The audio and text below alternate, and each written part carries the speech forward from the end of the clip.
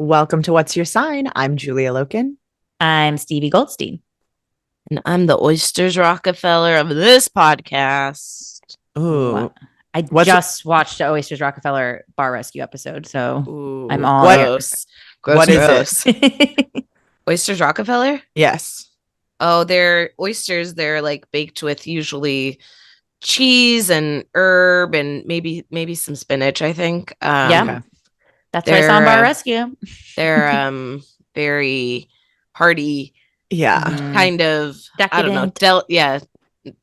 Decadent and On the Mhm. bar Hot. rescue, were they like, this is what we're going to do to save the bar? Or were they like a Oysters Rockefeller pre, and then John Taffer was like, no nah. oysters. This is what I would imagine would be the second one. They weren't doing oysters, even though the word oysters was in their restaurant name, and they Okay. were like, "Well, why aren't you serving oysters?" Same with daiquiri; they had like oysters and daiquiris in their name, and they're like, "You have neither," so like that's kind of weird. So then a celeb chef came on and showed them how to do oysters Rockefeller. So there was no shady oysters on that episode. There's of course the seafood compilations are some of the best because it's just so easy to make it nasty. I can mess with the oysters Rockefeller, but I'd prefer the raw. And even last night I had some escargot and it was like presented they weren't in the shell. They were in like a Rockefeller breadcrumb crust, which I'm not sure if it was like a supply chain thing where like, oh, we only have shellless snails at this moment. So we're gonna like bake and cheese them up, which was fine, but definitely a different approach. My favorite oysters are also raw, but I am finding I don't really love them cooked. I don't like the big ones. I like little small ones, and I like them briny. But I do love char grilled or like anything they do with them in New Orleans. I'm down with, but otherwise, I don't know. I like oysters Rockefeller. It's a fun steakhouse order. I feel like, and decadent. I feel like Pisces. Mhm. It's fun to look up those.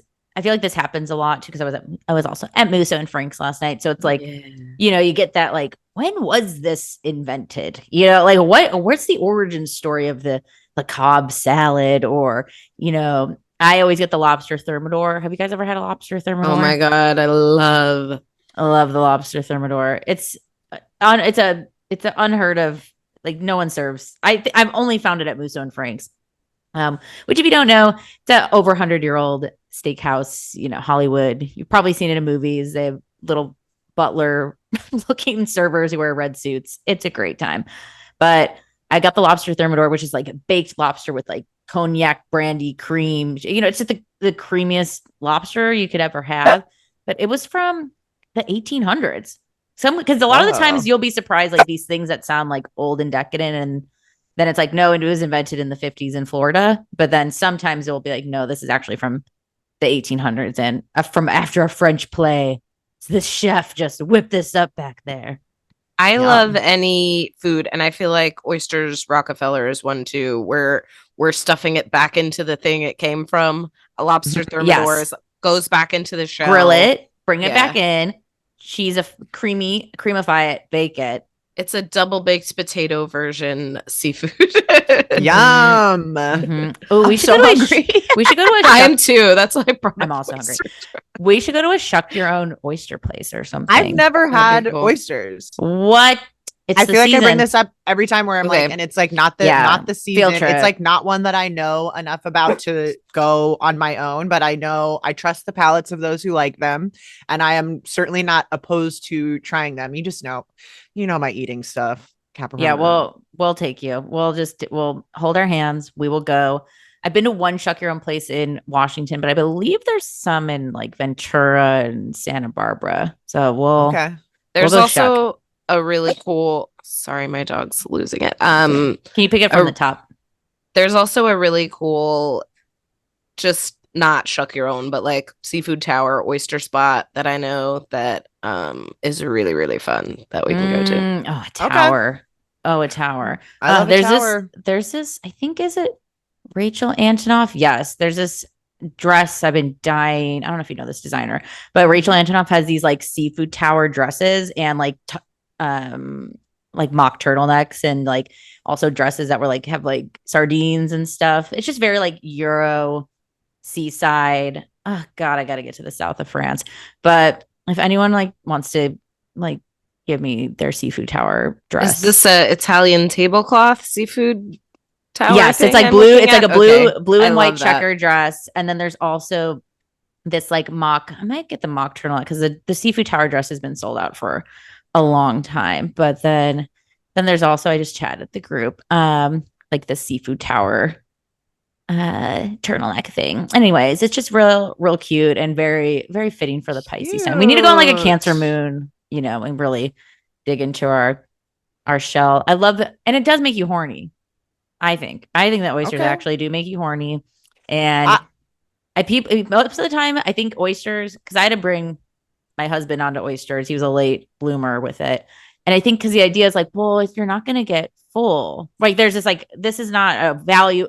It's like same with shrimp cocktail. You're like, I'm paying $18. Like, is this worth it? And it's like, some things are just the experience, and it's get fries. Like we can, but we can fill ourselves. But no, you're not going to go and only get oysters. Like, unless you're going for a happy hour.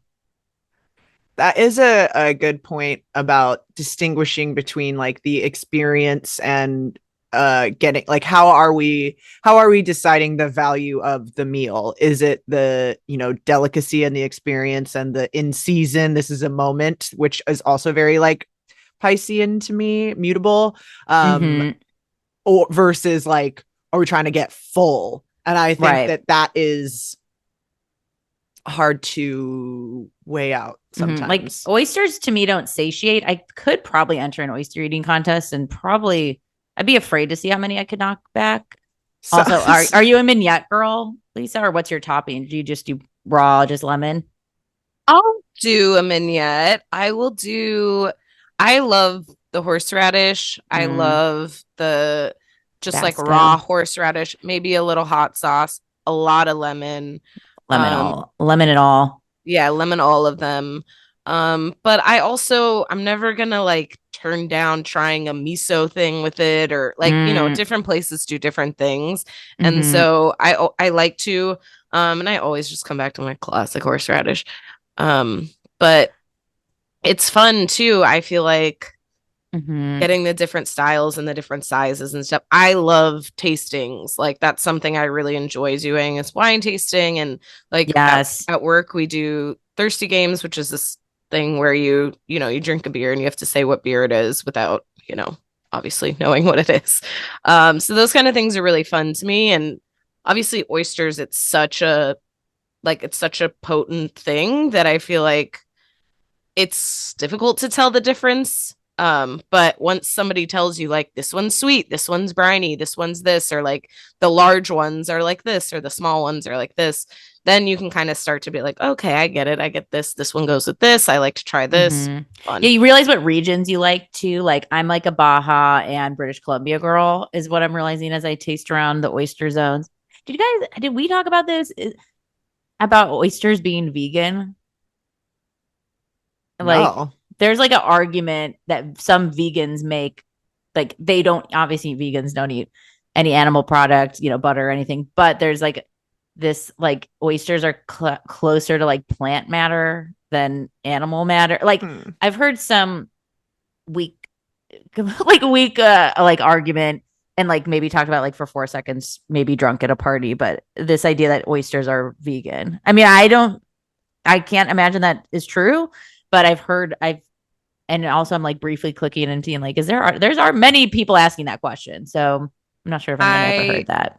Don't think they are. But I do know people who think like, oh, that's like a rock, not a animal. Yeah, they're not sentient beings. But they definitely like, I don't know. Meat. I understand the idea of like I don't want to say like even broccoli is alive. Like I'm not going that far, but like it can like move and do stuff. Like it creates pearls. They're not just like there. I think it's like the central nervous system argument, right? Like they don't have a brain. I could see it. I think at that point it is like, do you? I mean, whatever vegan came up with that is clever as fuck. You know, like they obviously really wanted the oysters, and I applaud them for the lengths one will go to make the argument. Yeah, that feels, I don't know, that feels very mutable. Yeah, Pisces like, so I was like, I'm vegan except oysters because they don't have brains. Yeah, I the thing I love about the animals is like the pearl aspect, and I think that to me speaks to something maybe in a way a mussel doesn't, but like it's a grain of sand, right, that they create a pearl from, and it's like something that enters their ecosystem that is foreign and probably, I would guess, not unwanted, maybe painful, an irritant. Yeah, and then they like shine it up and make it this beautiful thing. You know, that to me speaks to something like spiritual happening, and like maybe that's just all Cancer moon shit coming out, but no, I think I like that. I like that, and as I'm letting that like wash over me. I feel like I've gotten the oyster card recently in my Mystic Monday pulls, and that is one of the messages is of like, you know, working through something, turning an irritant into a treasure, or at least like kind of, I don't know, I don't want to say making the best of something, because I also have written down several times now that it's like, I don't know if making the best of everything is a good thing.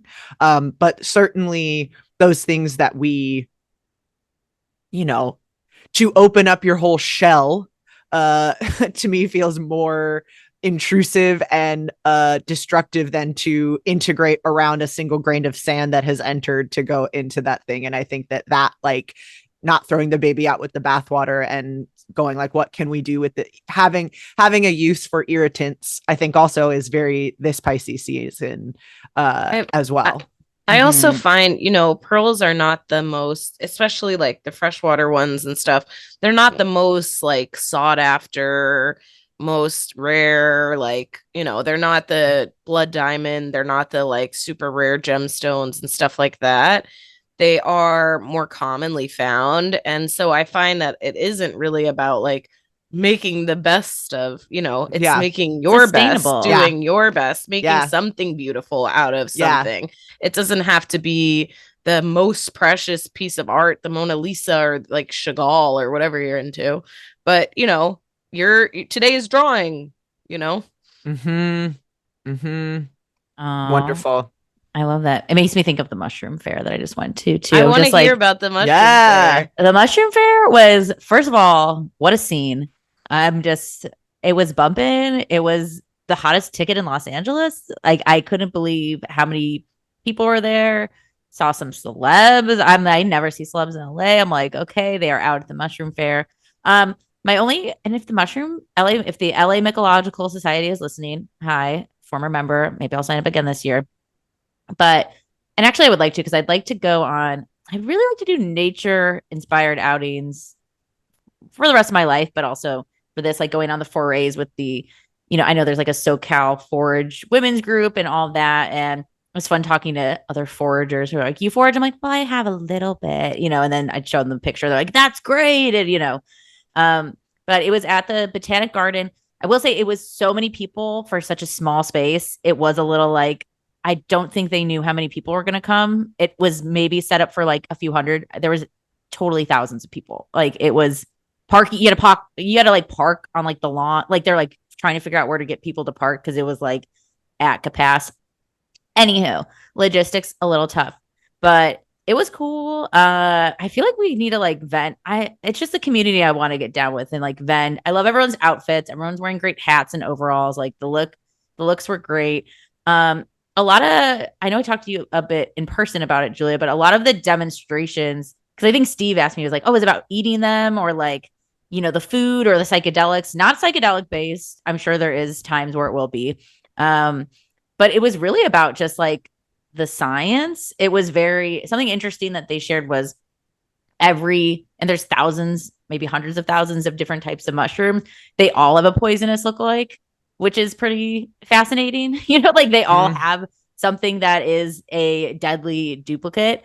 And also even like a chanterelle will grow on the exact same log with its deadly lookalike, the jack-o'-lantern mushroom, like next to each other. They'll be mixed in with each other. They work together to protect each other, basically. How Gemini Mars? I know. It was really fascinating. And also like this old timer was like, here's this mushroom.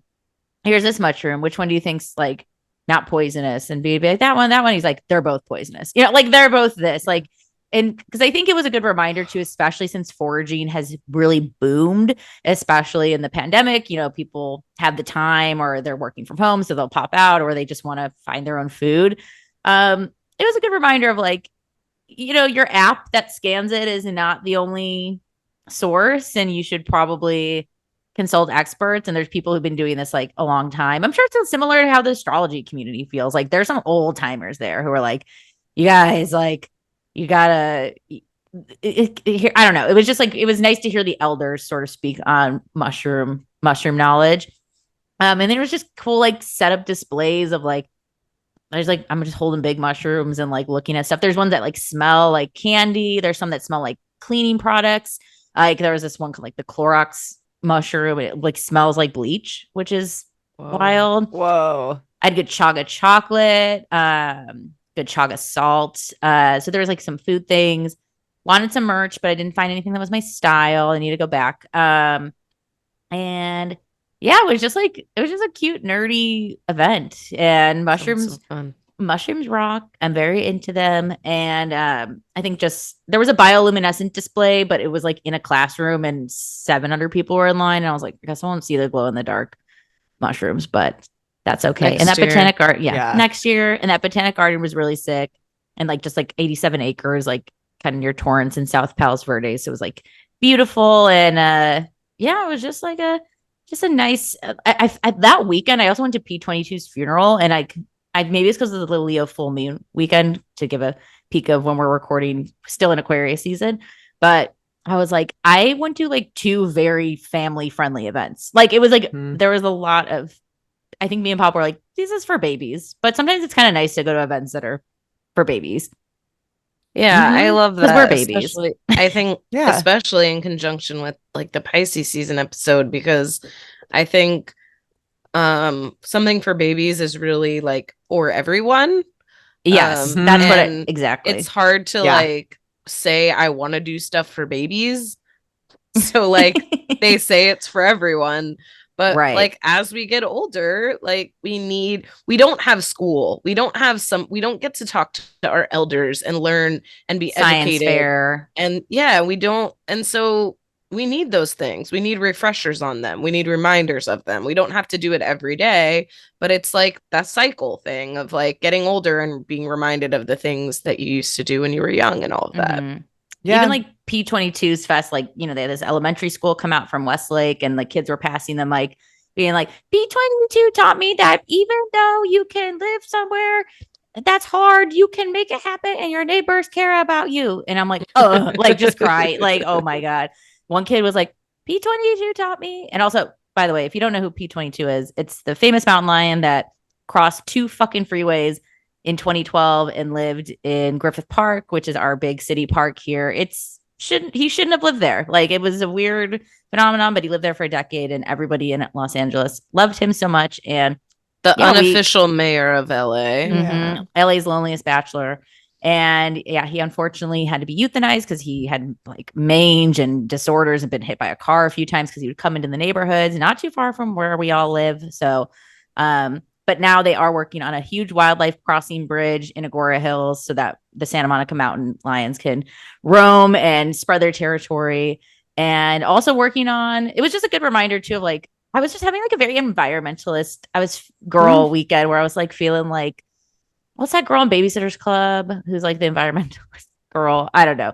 Feeling very like, I had like an Earth Day, like protest board, Is like it Dawn?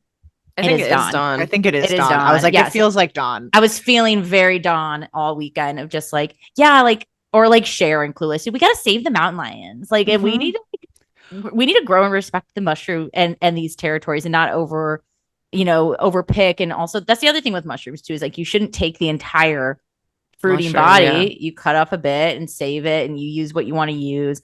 And also talking about with P22, banning rat poison too, which is important, not just for mountain lions, but all animals and pets. Like your dog shouldn't be looking run off rat poison that comes into puddles on the street. So it's just like cool to see people caring about stuff that's very niche. But it's not niche because it's our planet, and we're we're the people that colonized it and took over it. So have some respect, you assholes. Well, it's like, I love that about it's for everyone. And it also is like, not just about your own. I think it's like the opposite of niche almost, where it is niche because not everybody's into mushrooms. It is specific, but it is also a thing it's that now isn't niche. Yeah. It isn't like your friend group with people generally your age at your city. Like, it's not so localized in that same way. And I think that so much of our lives can be about us, which is, I mean, it is your life. So, do you, but also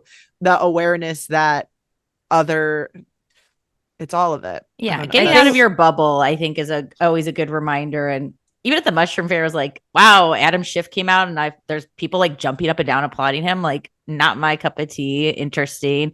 Oh, Diplo came out. Like, it's like, it's just people are doing different stuff, but we're here for P22. And same with the mushrooms. There's all different types of people, but we're here for the mushrooms. Yeah. I think that's totally, to me, like the beginning of Pisces season, with this new moon happening just 2 days after the sun enters Pisces. And we've kind of had this trend a little bit, haven't we? Yeah. And maybe I'm losing my... Yeah, we're kicking off... No, we've been kicking off the sun season with the new moon. Yeah. And I really like... there really are, I feel like, more culminations that seem to be happening on full moons. Maybe I'm just becoming more and more aware of astrology the more we study it. But there is this new moon happening just right off the bat in Pisces season. And obviously you can hear more about that on our Patreon. But it's kind of clustered. It's all on one side of the chart, which I think is really interesting. And so I do think it is that pushing to do things you haven't done in a while, or community-based things, or things that, like, I don't know, things that feed that, and having that new energy right with the beginning of Pisces season. And then we have Venus going into Aries, which I also think is going to be interesting. I have a friend who's Venus Aries, and they always ask about their romantic stuff.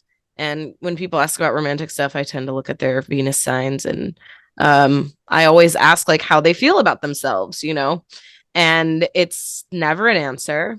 Always something, self-deprecating or pushing away from looking at. And so I think that happening kind of in the beginning of this very spiritual time, Pisces season, definitely it can be tough to look at ourselves. It can be tough to talk about what we value and what we love, and especially in our body. I feel like Aries is that first house stuff. It's very like physical body and body image and all of those kind of things. So I think getting out and do is definitely a Aries Venus value. And also like trying not to put other people's notions of who you are on yourself as a theme for the season. I think that there's a lot of push-pull, I feel like, in this Pisces season. A lot of kind of like, I feel like we've talked about this before, and I was listening to a lot of classical music when I was looking through the transits. And so thinking of the kind of like instrumental groups as the transits too. But it made me think of like the fire team and the water team. And because we have a lot of sextiles where it will be, the water team and the fire team, and a lot of trines with the fire team. But my like tagline of this was out of the shadows and into the depths. Because we are going to be out of that Mercury retrograde shadow for sure, but we are still technically in the Mars retrograde shadow, which is wild. Just stop. We've had enough. Yeah. I know. It's like, and I think we all are there, but I think it also is like a time where we are really in the depths of these things, because it's kind of like we're out of the shadow, but we're going to be revisiting some of those same transits that we had during Mars retrograde, we're going back over that territory now direct. And so I think that there is a lot of new stuff happening, but it is also going to be through the lens of where we have been. And we're going to get, Saturn is ending its time in Aquarius. It will retrograde back briefly, I believe. But, this also feels like that kind of like, oh no, it stops at 0 to, it stops at 0 degrees. Right there. 0. It's that's so right. I forgot. Yeah. So it's like, we're not like, it edges. If you like click through, you're like, yeah, is it? But it's like, we can't, we're done. We cannot go back, unfortunately, or fortunately, both. I think both. And there are going to be some things, we, on the 22nd, we have this full moon, wait, oh yeah, sorry. I was like, what am I talking about? There's a trine to, Mercury trine Mars in Gemini. That's going to be at the same degree as we had our Gemini full moon in December. So I think thinking back to that, we also are going to have this, I like this like 29 degree. We have the Saturn Mercury conjunction on the 2nd of March, as we are thinking about Saturn like leaving its home sign where it's been for not just Aquarius, but in Capricorn previously. We are kind of going into this uncharted territory, which feels very Pisces Saturn too, but this kind of like, I don't know, what did we make good use of our time, and the kind of grief and regret that comes with knowing that time is up. Kind of, it made me think of like high school graduation, where you go like, this was supposed to be the best years of our lives. Like, what did I do the last, whatever, is anything going to be better in the future? And it's like, yes, of course. But it is also, coming to terms with, I don't know. Yeah. What have we been up to? And there's a lot of Chiron action, as there has been in these past few months. But I feel that, we have the Mercury Pisces and Saturn Pisces happening that same week. And I don't know why, maybe because I have a lot in the 12th and because I'm going into 12th house perfection year. But the thought of Saturn Pisces makes me slightly nauseous. I don't know what it is. And I'm not saying your Saturn return is going to be horrible or anything like that. It's more of a personal feeling. And I think that a lot of it for me is that we haven't had structure a lot over the last few years because of COVID. We also have, I think, throughout lockdowns and all of the, rules and changing all of that stuff, we had a kind of, I think, power through mentality, and we can get through this and all of that kind of thing. And the power through has become like corporatized and labor focused in a way that makes me uncomfortable. Where it's like, there's this like shut up and do your job kind of vibe. Yeah. And so it scares me a little bit on the labor front, because I think we do need structure for workers, and Saturn Pisces is not like a super structured placement. So I think reminders of those community-based things and organizations that are, maybe nonprofits or those kind of things, I think it might be a good time to really focus on those where those do feel like Saturn Pisces. Like a charity to me feels very Saturn Pisces, where it's like an organization of thing that isn't organization or whatever. So I think going towards some of those, even if it's just like causes, I guess, is what is coming up for me as an antidote to the kind of feeling like I need a little structure. What do you mean there's going to be less of it? Yes. Well, we get it. Yeah, no, Paul, Pisces, like maybe I'm traumatized from when Jupiter was in Pisces, which I think was supposed to be marketed as this, it's back and it's traditional ruler, so fun. And I felt like that was weird. I feel like most people are like, this time kind of sucks. And I'm now on the, maybe Pisces is ruled by Neptune. I get Jupiter away from this thing, because I do think Pisces can just be so dissolved and detached. And like now that we're entering a really aimless time in a Saturn in a placement that's also tends to be a little aimless too. So maybe, I don't know, doesn't mean again that that's going to be all bad. We will see. We are going to get a lot of positive encouragement from Uranus.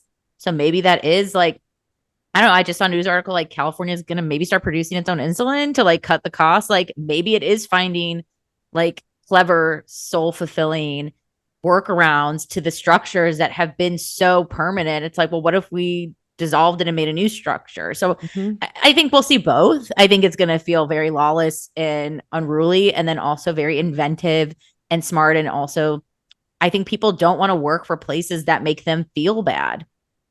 We've already been kind of like that, but like I could see that being double, triply encouraged. Like, yeah, I just saw like a job in media and TV that was like, there's never like full-time work in this sort of realm, but it was like, oh, it's for like a god, like Tony Robbins. Like, no, like all the benefits, all that sounds great, but like, I don't want to, no, like I can't sell my soul like that. So I think a lot of people are gonna have that check-in maybe during this time too. Absolutely. I think we have that Venus-Jupiter conjunction on the 1st of March in Aries. And I think that also is coming before we have Venus-Chiron conjunction. And I think thinking of those things of like what's making us feel like just highlighting those things, what's making us feel bad, what's making us feel good, how are we embodying our values, and are we like using our limited time and lives for things that are, I don't know, at the very least making us feel good, but hopefully making the world good, making your community good, making your friends good, making your families good. Yeah, and I think too that day Saturn does move into Pisces. It's on the full moon in Virgo, which just feels very fitting and very reflective, and where we can change the story for ourselves. Like where I think it's been, I don't know about you guys, but I know almost every human being I've talked to, 2023 so far, kind of meh. It's been kind of meh. It's been kind of blah. It's been kind of unmotivating. I think people feel like they want change, but they don't know what. Like that, it almost feels like Saturn's already in the stereotype things of Pisces, like that. But it's the final of Aquarius where I think it's like, what is the future? Like, where am I going? Like we are, and I've seen this a lot of astrologers say, like Saturn moving signs, even if you don't have Saturn in Aquarius or Saturn in Pisces, we're all still learned a Saturn lesson during this time. And we're in the final days of like Saturn Aquarius. And I do think community, the future, the structure, where we're going, what we're doing, is it new? Is it exciting? Is it inventive? Is it interesting? And I think if everything is feeling like, no, my job's pretty boring and this kind of sucks and I haven't done anything, I haven't laughed in a while. Like I think there's this like waiting for change. And I do think that maybe once we get I think like Aquarius season is starting to rumble, but we've had still everything deep in the shadows with Mercury retro. I mean, we're just leaving the shadow of Mercury retrograde as we're recording this. And then, like you mentioned, Mars retrograde shadow still until we move Mars into Cancer on March, not till Aries season. So we're still having those little remnants of slowness. But I do think Pisces is when we're just starting to get like rev up the engine a little bit. Cause I think if the planets are doing what they normally do, once we hit Aries season, once we hit like March, like full blown March, it should hopefully have a little more spring, literally with the equinox, but spring in terms of momentum. I think too, maybe if you've been waiting for something big and exciting to change in your life, if you've been waiting this long, you just need to do something now. Like, and if that's not you didn't get your dream job, then if it's honey, then that means we're starting to Postmates, aren't we? Cause like, we just got to do something to like not go absolutely nuts and bonkers. So I think, or if the right things are, I've been having that a lot where I wanted to get these jobs or do these things and then they don't work out. And I'm like, is the universe waiting for something better for me? I mean, it is like the slow, sleepy, waited out time. So I don't know. I think it's still, I think it's still good, like planting the seeds for what you want to do come spring, if not everything has been cultivated, and using that last little room of Mars and Gemini, which is our connections, our friendships, our community, to like let people know the things that we want to do, especially if we're getting, as Julie mentioned, like that trine from when we have Aquarius Mercury, when we're having all this air, still remaining air placements with Aquarius stuff, encouraging that connection with the Gemini Mars air sign stuff to let people know what we're trying to do if you haven't done it already. I think too, it's funny because we're leaving Saturn in Aquarius, but I think that we are needing to be very future oriented, and we're going to be getting some, I don't want to say second chances because we've had these several times, but where is sorry, I'm like looking for the exact date of this. We're going to have on the 14th, Mars square Neptune again, and this was a transit that we had during the Mars retrograde, during Mars direct, during Mars retrograde, and this is the final one. And I don't remember who posted it. I want to say Ari Felix, Saltwater Stars, but I could be incorrect, so forgive me for misattributing. But someone was saying like the time for looking to the past is kind of done. And not to say that the past is done and that we're not there, but I think that this reiteration of this Mars square Neptune to me is this kind of like, I'm not sure what to do. The past ain't it of where we're going anymore. And I think this is another chance for us to go like, hey, we've met this Mars direct. We've met this Mars retrograde. We are now meeting it again direct as we are leaving this shadow in that same spot that we've kind of been in, and doing the same thing definitely isn't going to work. The future minded thing also might not work, but it is at least going to get us to this next thing. And I think preparing ourselves not to have clarity in terms of outcome or even really direction, but this is a time when we are going like, who the hell are we when we feel unclear, when we need, what are the things that we can rely on when there is so much uncertainty? And that I think is what is something that needs to be cultivated and developed for Saturn in Pisces, a time when we cannot necessarily rely on structure. Where do you create your own? What is like the, what's the word? Like the anchor in the storm that is happening around you, because we cannot just dissolve. We cannot just stop everything and hide in a corner, even though we want to.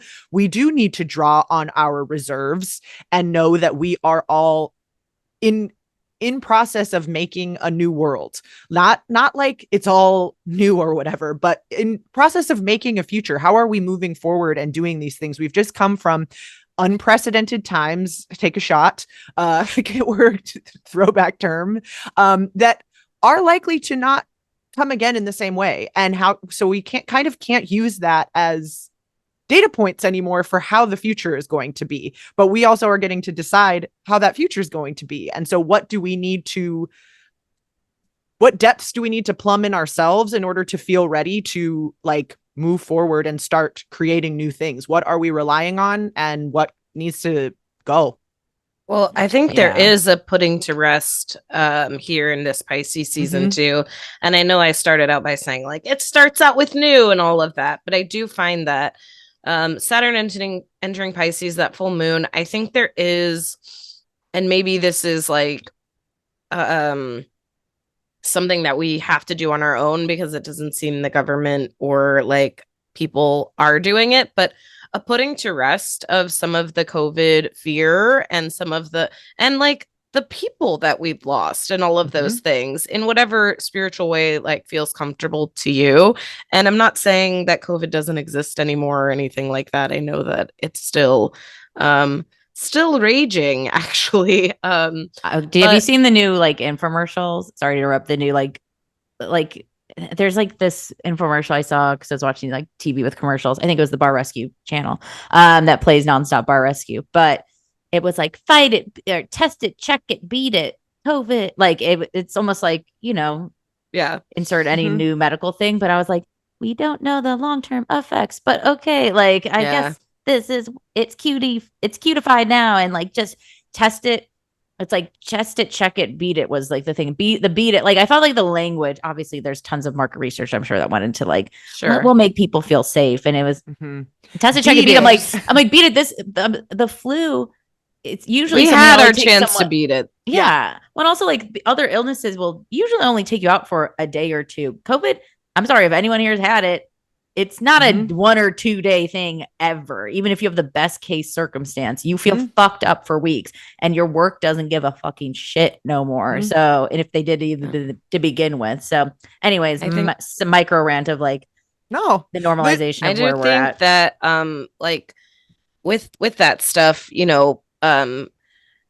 it's not that I think we have to put it in the past or whatever, but I do feel like, and this is a hot button topic for when we're recording, but probably not, or maybe still is, but like the Chinese balloon, for instance, where it's like other governments are not putting a halt on surveilling or whatever. Like other things are going to be moving forward in a global space in a way that we haven't seen. Even the Ukraine us being mad about spying. Are you kidding me?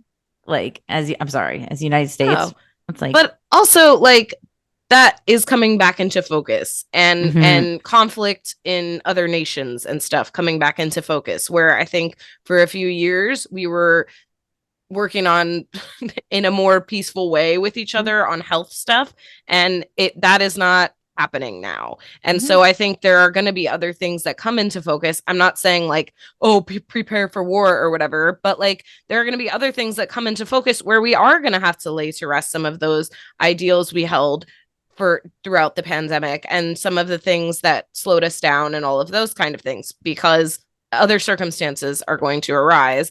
And I think in the same way, like talking about work and labor, I recently went to my old job to visit, and I was blown away by how much like people were willing to just immediately disclose like intimate details about how things are going. I mean, just it was like overwhelming, where I was like, I don't work here. Like, can I get a fucking drink here? Like, are you guys really, you're just gonna dump on me about how you don't have a bartender? I wonder why you don't. Like, are you joking? Like, look at the way you're acting.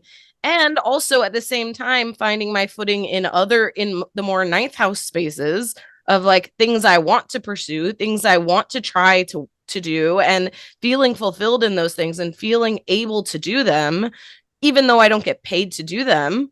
So I think there are like both of those things can exist together. And I think it's finding those things, going for them, your chosen field, the things you want to do that you're going to do regardless of if somebody gives you 15 fucking dollars an hour or not, you know?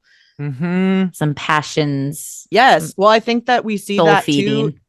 The end of this like last month, and I do think that one of the things, and maybe this is because I am mutable, and a lot of this stuff I feel like is going to be hitting my chart directly, and so I'm very much personalizing. But I think thinking of this month as like a classical music piece where there are going to be different instruments playing, there are going to be moments of tension and release and all of that, but understanding that is also part of like the story. And at the end of this, there will be like a different kind of music playing, and all of it is still music. It is still a dance, and we are in it and a part of it. And so to kind of like lean into it, not necessarily again being certain or clear, but also that's like part of it and very Pisces. But I think that this like last stretch of the month where we get the moon in Sag around the 14th, we have that square, Mars Neptune square. Then we also get a Sun Neptune conjunction. We get a Mercury Neptune conjunction. We get the Sag moon moving through all of that stuff, opposing the Gemini Mars, also squaring this Mercury Neptune square action. And then we get the moon moving into Capricorn as it leaves, like same thing, kind of sextiling and then squaring the water team, squaring the fire team, and having those be kind of our like final things of just like really updating, clearing, final straws kinds of energy to me, which I think can be really empowering, especially if we know that is what we are being encouraged to see and do and feel. That it's not so much, I think we need those dynamic energies in our lives. I know I certainly do need those pushes and reminders, but I think at the end of this, we have like this, even up until like the last minute of Pisces season, we get like the moon moves into Pisces, because we're going to get another one of those new moons right away after the sun moves into Aries on the 20th. But the moon is in Pisces. It's going to sextile Uranus, and the sun is going to sextile Pluto at the anaretic degree on its way out. So it is very like there's no going back. So yeah, like as anytime you're trying, I think keeping that in mind, where it's like everything needs to be pushing forward, not at any cost, not overdoing ourselves, but doing things in a way that is future forward moving, because any attempts to go backwards, I think you're going to be met with like fractured energy that is going to double down on the message that it's time to move forward. We're doing things a new way. We are new. We are changed, whether we wanted to or not. Them's the bricks. So no. And that's going to be hard with Pisces overall as our sun sign, in this season. But it does feel like, I don't know, like it does feel like that last romp or like that last memory of those things. And you said something with the classical music that I thought and wrote down last time I did psychedelics, because I was listening to very dramatic classical music. And I was just like, I just remember writing down like sweeping scores is better than any ambient music. And which I also love ambient music as well. But I think it was that reminder of like, oh, I could put on like safe, chill beats to trip to, or I could push challenge myself. I could challenge myself a little bit, and maybe still listening to this, or maybe there is going to be a moment like skip. That's not the song I want to hear.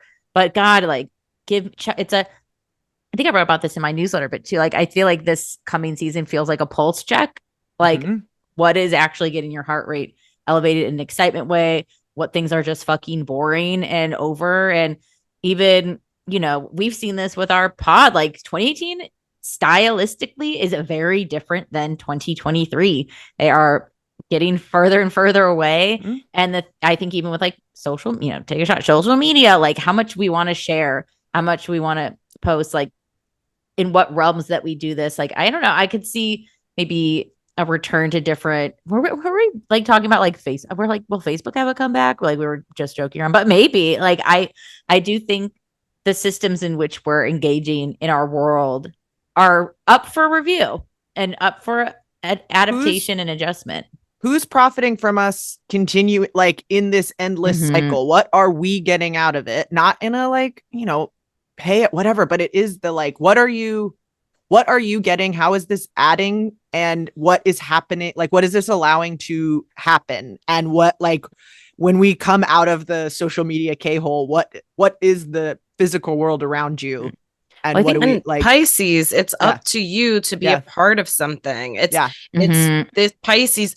Aquarius, sure, is a little removed from community while still oriented that way. But Pisces is, I'm so in this fucking community that I can't see straight unless things go a certain way or whatever. And so it can be, it can be tough to dig through some of that stuff and have to be a part of things and have to actually take action and make change. And like Pisces natal sun people, I think we don't give them enough credit for doing like taking action.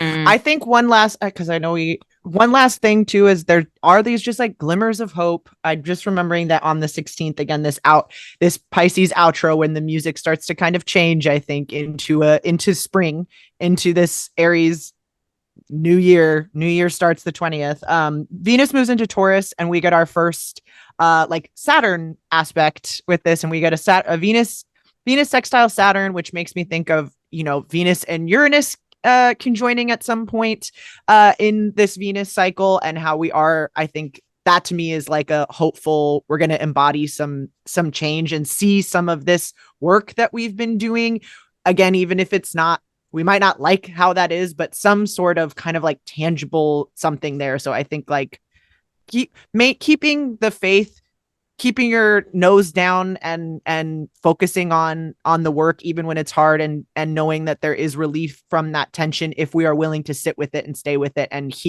hopefully find some resonance and beauty within that tense music. And just, we're going to zip through that Venus and Aries too. We're going to have Venus and Taurus in the mix too, towards the end of Pisces season. Like, we are getting reset back to the beginning of the zodiac soon. So I think just hang on, tell people what you need, tell people how you're feeling. The amount of texts I even got on this week where I was like, I just needed to share. I think because sometimes people will be like, you look so together. And I'm like, bitch, like, no, like, yeah, looks like, what am I going to do to post my, my like most hungover, like crusted vagina selfie? Like, no, like we're all having a horrible time, but it's okay because hopefully we can get together and have a great time. And that's my last thing. With tickets being so expensive for concerts too, what a better time to go out to local events where tickets are sometimes free or $12. I'm sorry, Ticketmaster, you have bullied us all back to going to local fucking venue shows. Look at you. Yeah. And we're going to see that with real estate, with anything that's gotten to such points where it's like, no, I can't pay that. Like, sorry. Let's start a new scene. Find your local thing. Find some emerging artists and things like that you can't afford because we've gotten too. Let's not be too big to fail. Let's let it go. Fine. I'll watch it with my friends at my house, and we'll get drunk at home for a free baby and watch the Beyonce doc. I mean, I'd love to go see Renaissance. Don't get me wrong, but yeah, not when it's a cost to a flight to Europe. No, that's just not worth it to me. Sorry, babe. Love you. All right. Well, all right. Season. We're moving. Surf's up. Let's go. Yep, we're moving. Oysters on a half shell. Time jumps. Let's be there. Let's do it. All right. We love you.